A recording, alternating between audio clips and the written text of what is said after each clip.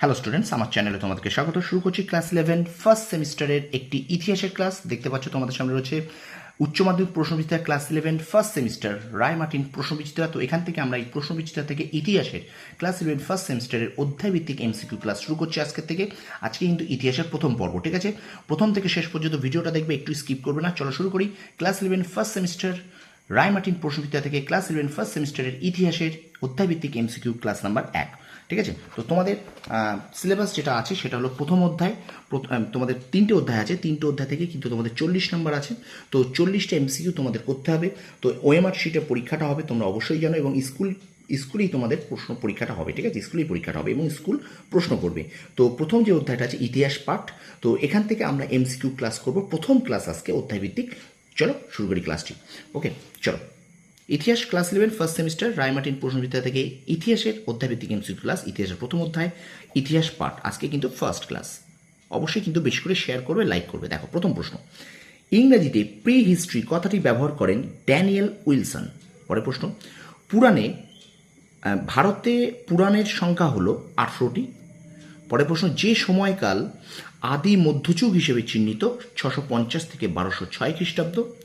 পরের প্রশ্ন, ড্যাশ অবস্থিত আলতেমেরা গুহা, এটা স্পেনে অবস্থিত।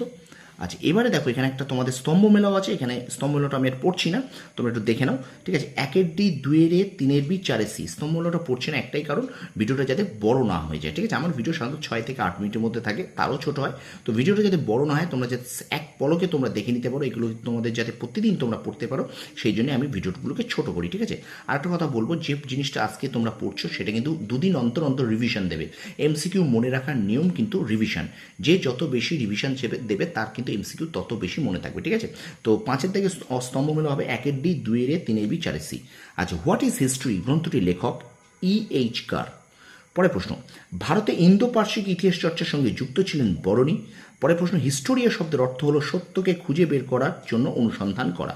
আচ্ছা, পরের প্রশ্ন দেখো, প্রাক ইতিহাস শব্দটির অর্থ না যে সময় মানুষ লিখন পদ্ধতি জানতো না, ঠিক আছে? দেখে নাও যে প্রাক ইতিহাস শব্দটির অর্থ হলো যে সময় মানুষ লিখন পদ্ধতি জানতো না, ঠিক আছে? পরের প্রশ্ন, পুরাতন প্রস্তর যুগে আদিম মানুষের ব্যবহৃত গুরুত্বপূর্ণ অস্ত্র হলো হাত কুঠার।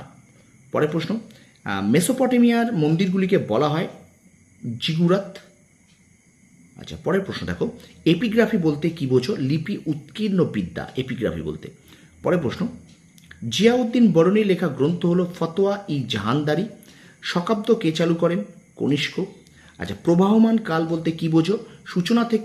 সূচনা থেকে সমাপ্তি পর্বের দিকে রৈখিক ধারায় কালের অগ্রগতি ধারণা, একে কিন্তু বলে প্রবাহমান কাল, ঠিক আছে? পরের প্রশ্ন দেখো, ব্রিটিশ ঐতিহাসিক জেমস মিল ভারতের ইতিহাস যুগ বিভাজন কিভাবে করেছেন, বা ব্রিটিশ ঐতিহাসিক জেমস মিল ভারতের ইতিহাসকে কী ভাগে ভাগ করেছেন?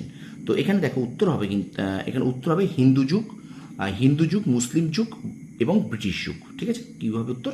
হিন্দু যুগ, মুসলিম যুগ ও ব্রিটিশ যুগ। পরের প্রশ্ন দেখো, প্রায় ইতিহাস শব্দটির অর্থ হলো প্রাক ইতিহাস ও ইতিহাসের মধ্যবর্তী সময়কাল। তাহলে প্রায় ইতিহাস কথার অর্থ কি না? প্রাক ইতিহাস ও ইতিহাসের মধ্যবর্তী সময়কাল। পরের প্রশ্ন, আচ্ছা পরের প্রশ্ন দেখো, নব্যপ্রস্তর যুগের বিপ্লব কথাটি প্রথম উদ্ভাবন করেন গর্ডন চাইল্ড।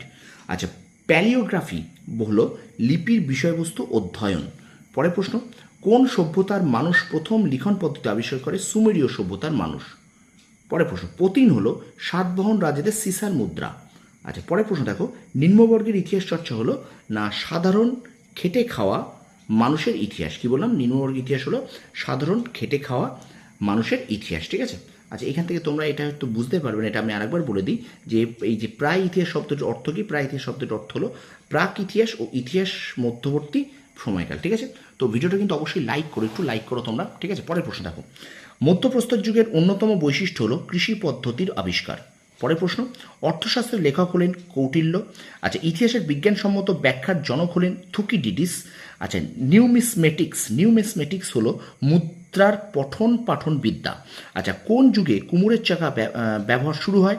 নব্য প্রস্তর যুগে। আচ্ছা, হাইরোগ্লিফিক লিপি হলো মিশরীয়দের চিত্রলিপি। ঠিক আছে, পরের প্রশ্ন, ইন্ডিকার রচয়িতা হলেন মেগাস্থিনিস।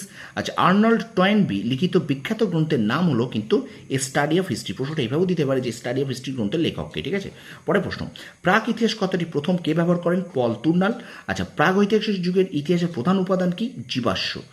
দেখো, প্রাগ ঐতিহাসিক যুগের ইতিহাসের প্রধান উপাদান হলো জীবাশ্ম। আচ্ছা, পরের প্রশ্ন, নব্য প্রস্তর যুগের অন্যতম বৈশিষ্ট্য ছিল কৃষি পদ্ধতির ব্যবহার। আচ্ছা, পরের প্রশ্ন, পৃথিবীর প্রাচীনতম মহাকাব্য হলো গিলগামেশ। এবং আজকের ক্লাসের শেষ প্রশ্ন, ইতিহাসের রৈখিক কাল চেতনা হলো অতীত থেকে বর্তমানের দিকে ইতিহাসের ধারাবাহিক গতি। কি বললাম?